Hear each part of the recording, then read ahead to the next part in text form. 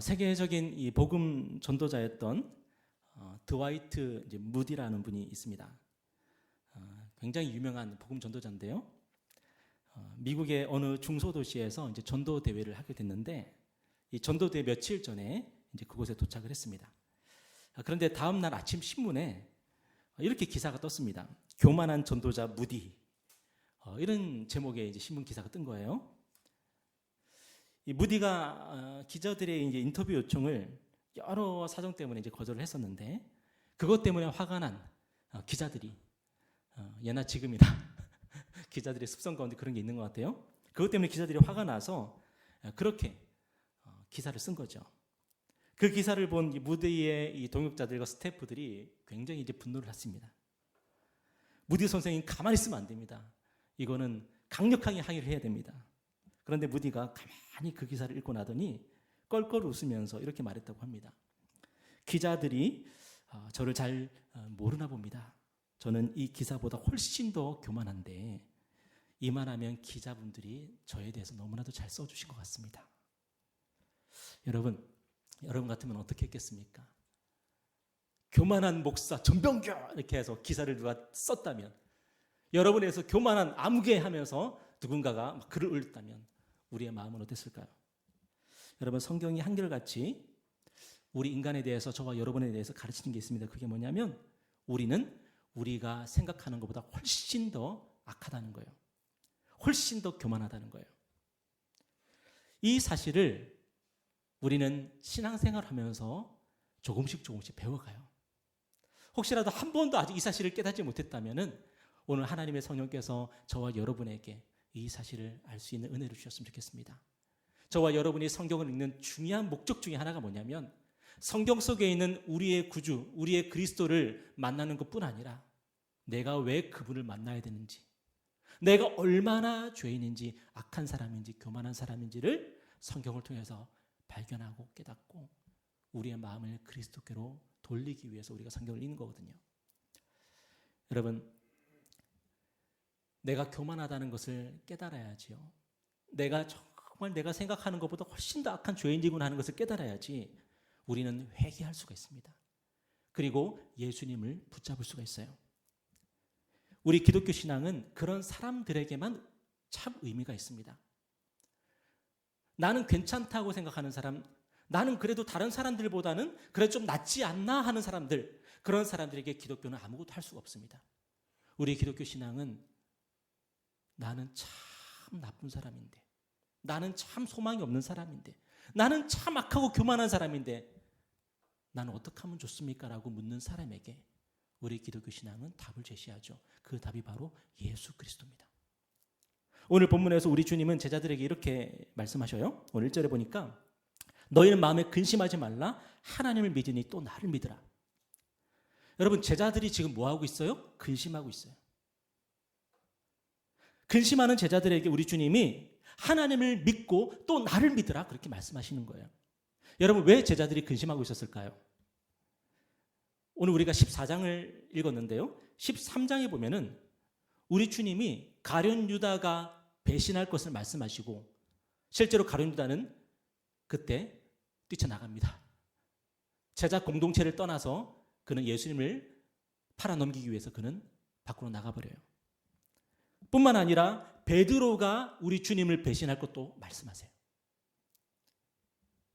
가룟 유다가 지금 공동체를 뛰쳐나가 있고요.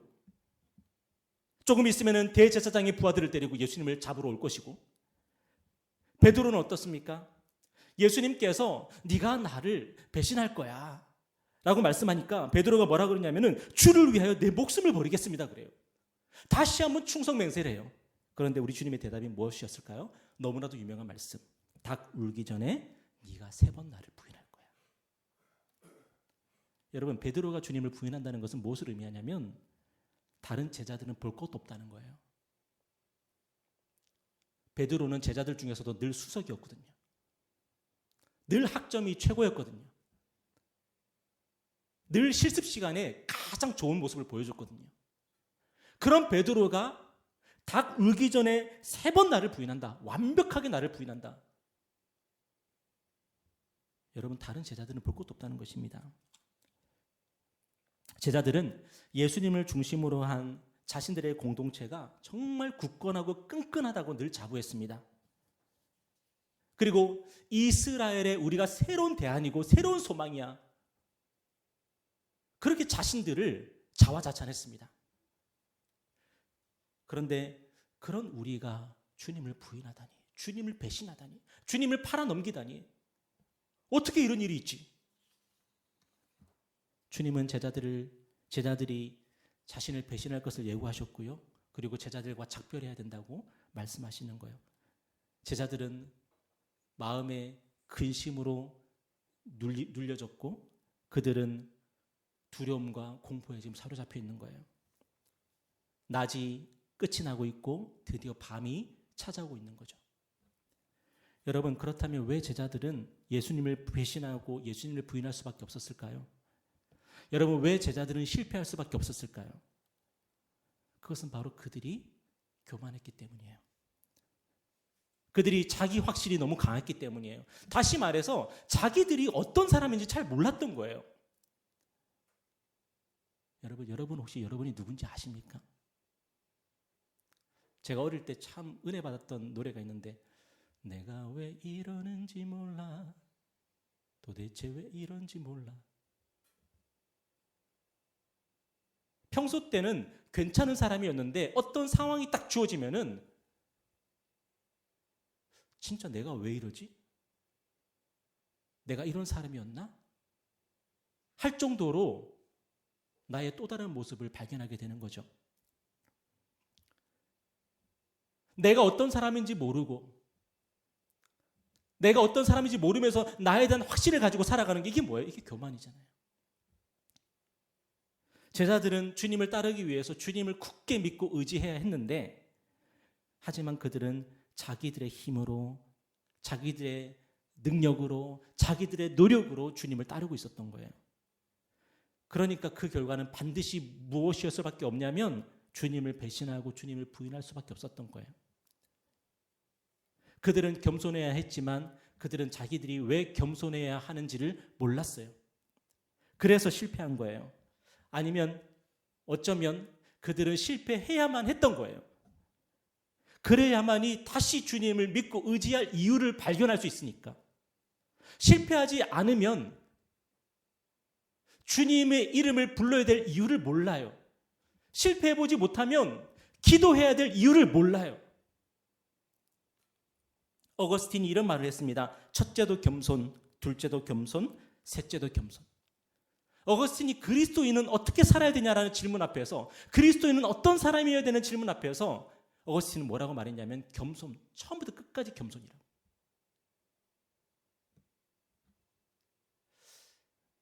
제가 많은 교회들이 밖에 나가서 전도하고 하는 그런 모습을 보면서 한편으로는 참 대단하다 싶지만 또 한편으로는 늘 우려가 되는 부분이 있는데, 그게 뭐냐면 복음을 전하는 사람들의 모습 속에서 겸손함이 보이지 않는다. 복음을 전하는 사람들이 겸손해 보이지 않는 거예요. 물론 우리가 담대한 것은 중요합니다. 예수 그리스도의 종으로서, 예수 그리스도의 제자로서 담대하게 이 땅을 살아가고 복음을 담대하게 전하는 것은 중요하지만 처음부터 끝까지 우리는 겸손을 잃어버리면 안 되거든요.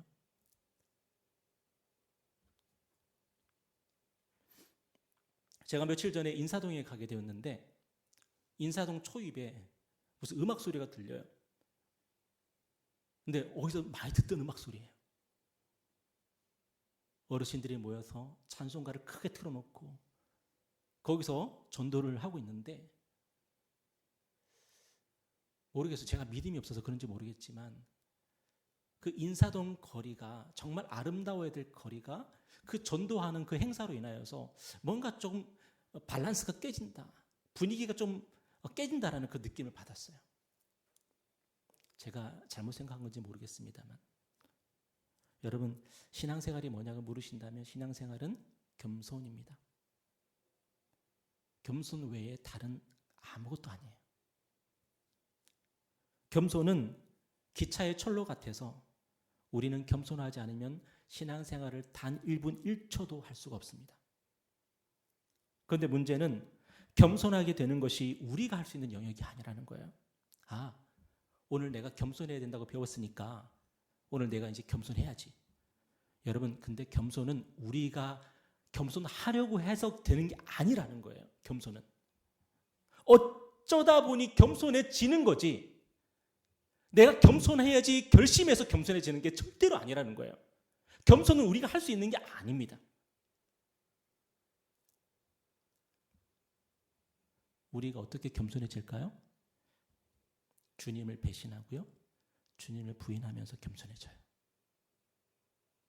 주님을 십자가에 못 박아가면서 겸손해지는 거예요. 우리는 주님을 배신하고 주님을 부인하고 주님을 십자가에 못 박으면서 깨닫게 되죠. 내가 이런 사람이구나. 내가 이렇게 형편없는 사람이구나. 그리고 우리의 눈에 눈물이 흐를 때에 우리는 조금씩 겸손으로 나아가게 되는 거죠. 여러분, 그래서 신앙생활은 눈물로 하는 겁니다. 신앙생활은 눈물로 하는 거예요. 혹시 저와 여러분의 눈에 눈물이 메말라 있다면 우리는 어쩌면 굉장히 교만한 상태일지도 몰라요. 신앙생활을 나의 힘으로, 나의 노력으로, 나의 의지로 하고 있는 거죠.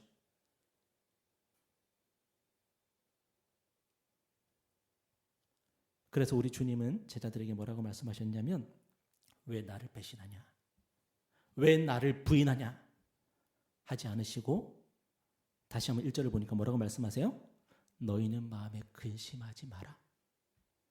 너희는 나를 배신할 거지만, 너희는 나를 부인할 거지만, 너희는 나를 버리고 다 도망갈 거지만 너희는 마음에 근심하지 마라.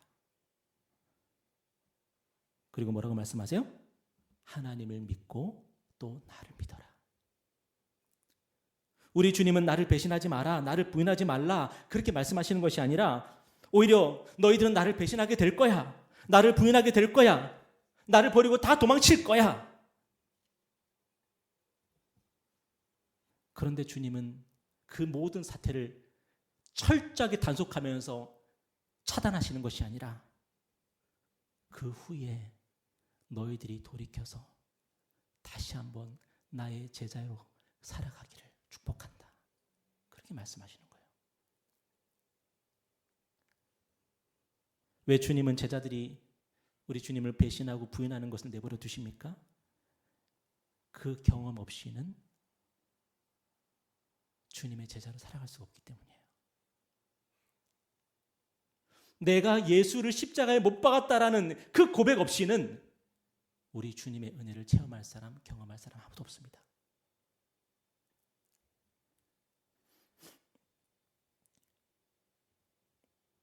그래서 주님은 우리에게 오늘도 말씀하십니다. 나를 배신하지 말라가 아니라 나를 믿고 하나님을 믿으라고. 배신하는 나를 보면서 절망하지 말고, 하나님을 배신한 나 자신을 보면서 절망하지 말고, 만약에 하나님을 배신했다면, 주님의 말씀을 저버렸다면 다시 한번 하나님을 믿고 주님을 믿는 믿음으로 나아가라고, 그렇게 우리에게 말씀하시는 거예요. 마태복음, 누가복음을 보면은 우리 주님은 우리가 절대로 할 수 없는 게 있는데, 그게 뭐냐면 두 주인을 섬길 수 없다, 그렇게 말씀하세요. 여러분, 우리가 왜 신앙생활을 잘 못하는 줄 아십니까? 왜 우리가 하나님을 더 잘 믿지 못하는 줄 아십니까? 그것은 우리가 동시에 두 주인을 섬기려고 하기 때문에 그렇습니다. 하나님을 믿고 우리 주님을 믿는다고 말하지만 여전히 우리의 마음속에 우리가 기대하고 우리가 소망하는 것이 무엇을 향한 것입니까? 나 자신을 향한 거예요. 그 증거가 뭐냐면 나에 대해서 실망하는 거죠. 나에 대해서 좌절하는 거죠. 사람들이 교만한 전도자, 교만한 목사, 무디 이렇게 딱 사람들이 막 얘기할 때에 발끈하는 거예요. 왜? 우리는 아직도 우리 자신에 대한 기대를 갖고 있고 소망을 가지고 있는 거죠. 사람들이 전백이 목사 저 사람 좀 이상한 것 같아. 그러면 발끈하는 거죠. 왜? 나는 이상하지 않다고 생각하니까. 나는 괜찮다고 생각하니까.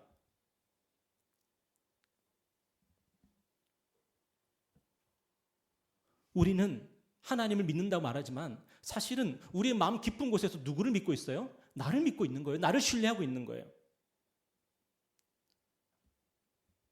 여러분, 기도가 뭐죠? 누가 기도할 수 있죠? 기도는 나에 대한 희망의 끈을 내려놓은 사람만 기도할 수 있는 거예요. 여러분, 제가 이번 한 주간 설교를 준비하면서 기도에 대해서 생각을 해봤는데, 여러분, 기도는 뭐 하는 시간이에요? 세상에서 가장 불필요한 시간이에요. 세상에서 가장 생산적이지 않은 시간이에요. 시간 낭비잖아요. 우리가 금요기도회로 모였잖아요. 기도하는 그 시간 여러분 생각해 보세요. 그 시간에 여러분이 뭘 할 수 있습니까? 어떤 생산적인 일을 할 수 있습니까? 만약에 저는 이제 설교를 준비하는 사람이잖아요. 제가 기도하는 그 시간을 만약에 설교를 준비했다면 어쩌면 설교를 더 잘 준비할 수 있을지도 모르겠어요. 그런데 우리 목회자 선배님들을 보니까 그 설교를 준비할 그 아까운 시간에 기도를 해요. 얼마나 시간 낭비입니까? 여러분, 그런데 왜 기도를 할 수 있는 줄 아십니까? 그 아까운 시간에? 여러분, 시간 얼마나 아까워요. 특별히 우리 대한민국에서 살아가는 사람들에게 시간이라는 게 얼마나 아까워요. 근데 그 아까운 시간을 눈을 감고 손을 모으고 무릎을 꿇고 하나님 하면서 기도한다고요. 그 아까운 시간을. 근데 이걸 어떻게 할 수 있는 거죠? 왜 하는 거죠? 나에 대한 기대와 소망이 없으니까. 내가 아무리 노력해도 내 인생 달라지는 게 없다는 걸 알게 됐으니까. 저는 설교자니까 제가 설교를 1시간 더 준비한다 그래서 이 설교가 하나님의 능력이 임하는 설교가 되지 않는다는 걸 제가 아니까요.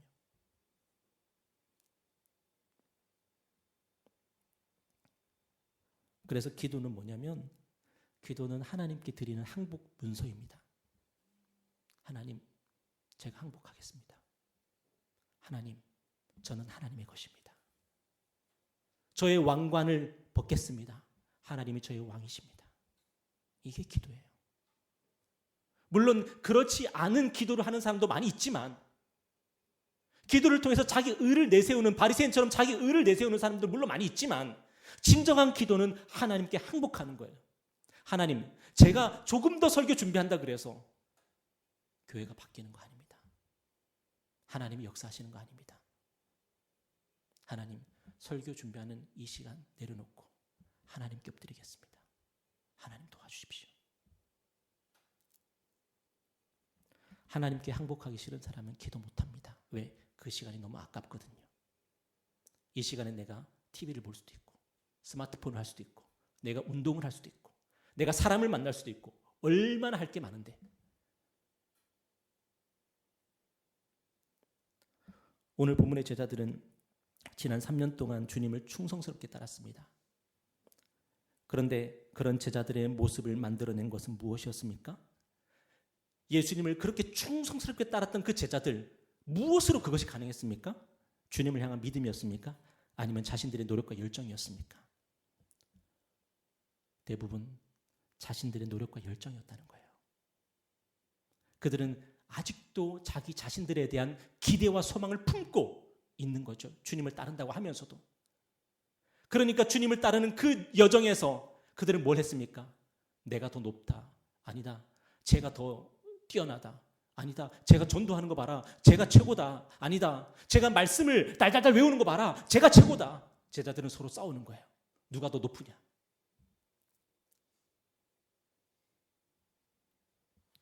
여러분, 주님을 믿지 않아도요, 하나님을 믿지 않아도요, 얼마든지 신앙생활 열심히 할 수 있습니다. 그러나 그런 신앙은 끝까지 가지 못합니다. 주님의 십자가 앞에서 도망갑니다. 주님은 십자가를 지셨습니다. 주님은 유대인들과 로마인들에게 죽임을 당하셨습니다. 그런데 우리는 망할 수 없습니다. 주님은 망하셨는데 우리는 망할 수 없습니다. 주님은 형편없는 사람이 되셨는데 우리는 형편없는 사람이 될 수가 없습니다. 주님은 사람들에게 버림받았는데 우리는 사람들에게 버림받을 수가 없습니다. 우리가 우리에 대한 기대와 소망을 가지고 있으면 우리는 절대로 주님과 함께 십자가를 지고 갈 수가 없습니다. 십자가 지기 직전까지만 주님을 따릅니다.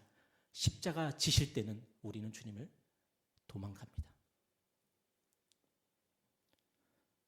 우리 주님이 십자가 고난에 대해서, 주님의 죽음에 대해서 말씀하시니까 베드로가 어떻게 했습니까?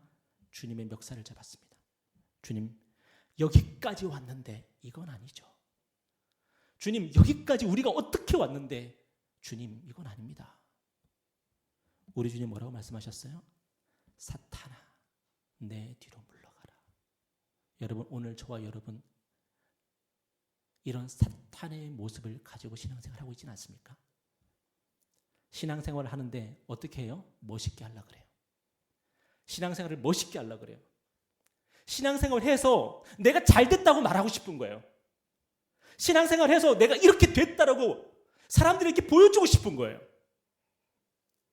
여러분, 우리 교회 왜 하고 있죠? 사람들에게 하고 싶은 얘기가 있습니까, 혹시?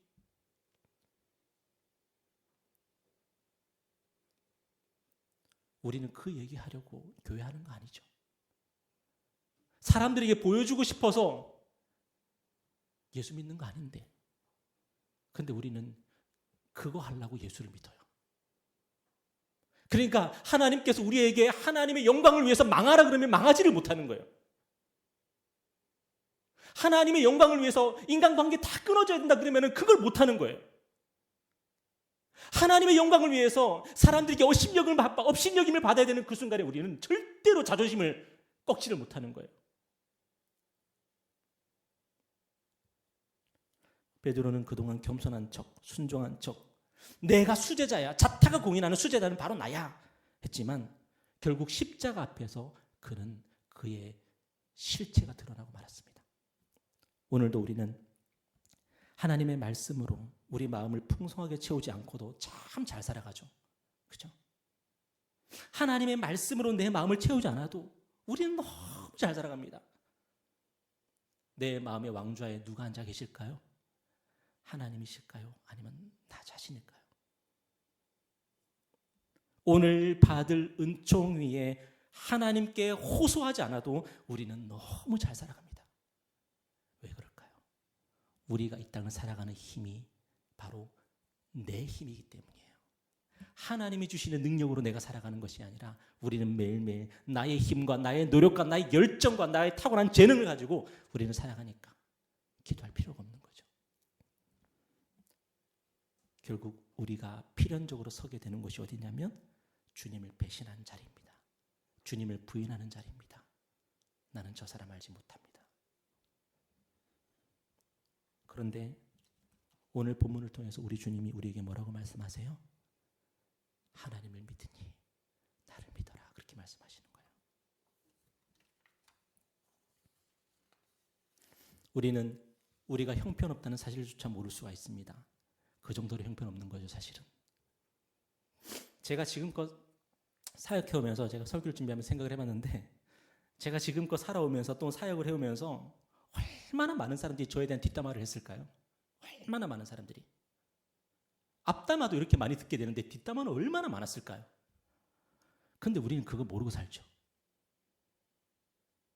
우리는 거울 보면서 이 정도면 나 괜찮은 것 같은데, 머리에 딱 젤 바르면서 나 괜찮은 것 같은데, 머리 화장하면서 우리 막 괜찮은 것 같은데, 여러분, 우리가 얼마나 형편없는 사람인지 우리가 모르는 거죠.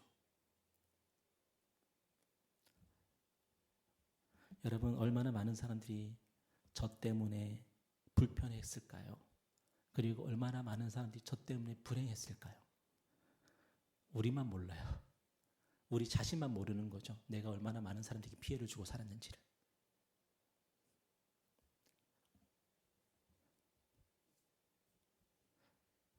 그런 우리를 향해 우리 주님이 뭐라고 말씀하시냐면 하나님을 믿고 또 나를 믿으라고 말씀하세요. 우리처럼 못난 사람들을, 자기가 못난 줄도 모르는 사람들을 우리 주님이 붙들어 주시겠다고, 책임져 주시겠다고 그렇게 말씀하시는 거예요. 그 얘기가 바로 2절 3절에 나옵니다. 우리 다 같이 읽어볼까요? 자, 시작. 내 아버지 집에 거할 곳이 많도다. 그렇지 않으면 너희에게 일렀으리라. 내가 너희를 위하여 거처를 예비하러 가노니 가서 너희를 위하여 거처를 예비하면 내가 다시 와서 너희를 내게로 영접하여 나 있는 곳에 너희도 있게 하리라. 주님을 배신하고 주님을 부인했던 제자들은 이제 어디로 가면 되죠? 그들은 주님을 배신했습니다. 주님을 부인했습니다. 주님을 저주했습니다. 주님을 버리고 다 도망쳤습니다. 이제 그들은 어디로 가면 되죠? 그런데 주님이 뭐라고 말씀하시냐면 아버지 집에 거할 곳을 내가 마련해 주겠다고 말씀하시는 거예요. 여러분, 오늘 우리도 마찬가지 아닐까요? 저와 여러분에게 천국에 거할 곳이 있습니까? 오늘 우리에게 천국에 가면은 우리 집이 있습니까? 여러분이 거할 곳이 있습니까? 있다는 거예요. 그런데 그 집을 마련한 사람이 누구냐면 우리가 아니라 우리 주님이 친히 우리를 위해서 마련하신 집이라는 거예요. 그 집은. 이거 하려고 우리 주님이 죽으셨습니다. 부활하셨습니다.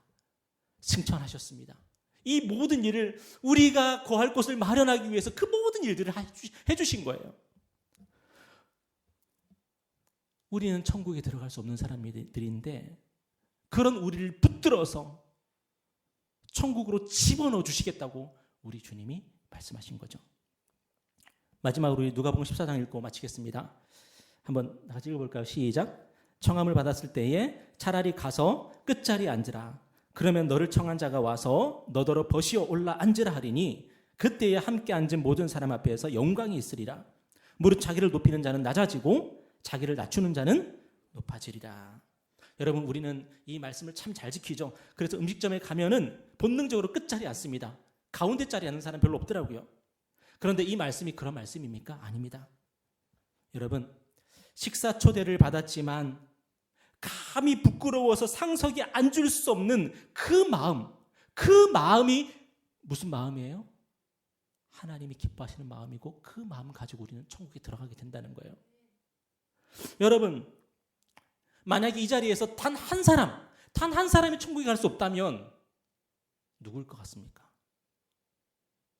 이 자리에서 우리 중에서 단 한 사람이 천국에 들어갈 수 없다면 누구일 것 같습니까? 혹시 다른 사람 떠올리셨습니까? 여러분이 이미 상석에 앉으셨습니다. 우리 중에서 단 한 사람이 탈락이 된다면 혹시 내가 아닐까라고 하는 그 마음이 하나님의 나라에 합당한 마음이라는 거예요. 우리는 교회에서 신앙생활하면서 교회에서 봉사하면서 나는 천국에 이미 상석을 확보한 사람인 것처럼 당당하게 머리 꼿꼿하게 쳐들고 그렇게 신앙생활하는 경우가 너무 많아요. 그런 우리를 위해서 주님은 기다리십니다. 우리가 주님을 배신하고 주님을 부인하고 우리가 눈물로써 우리가 얼마나 형편없는 사람인지를 알고 통곡하는 그 날을 기다리십니다. 성경에 보니까 베드로가 우리 주님을 배신하고 부인하고 저주하고 그런 상황에서 우리 주님이 대제사장의 집 뜰에 있던 우리 주님이 베드로를 쳐다보십니다. 베드로가 주님과 눈이 마주칩니다. 우리 주님이 왜 쳐다보셨을까요?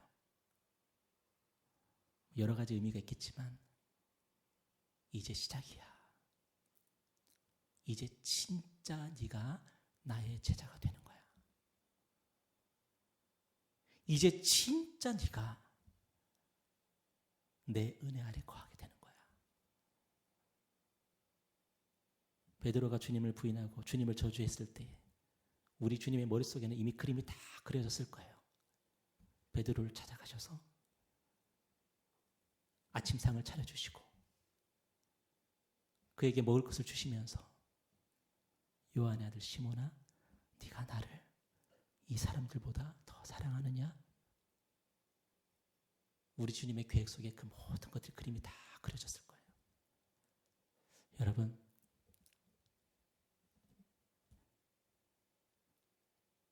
오늘 저와 여러분은 예수님의 그 은혜가, 예수님의 그 붙들어 주시는 그 은혜가, 우리를 천국으로 집어넣어 주시는 그 강력한 하나님의 사랑이 오늘 저와 여러분에게 필요합니까? 우리는 그거 없으면 안 되는 사람입니까? 아니면 우리 중에서 그래도 나만한 사람이 없다고 생각하십니까?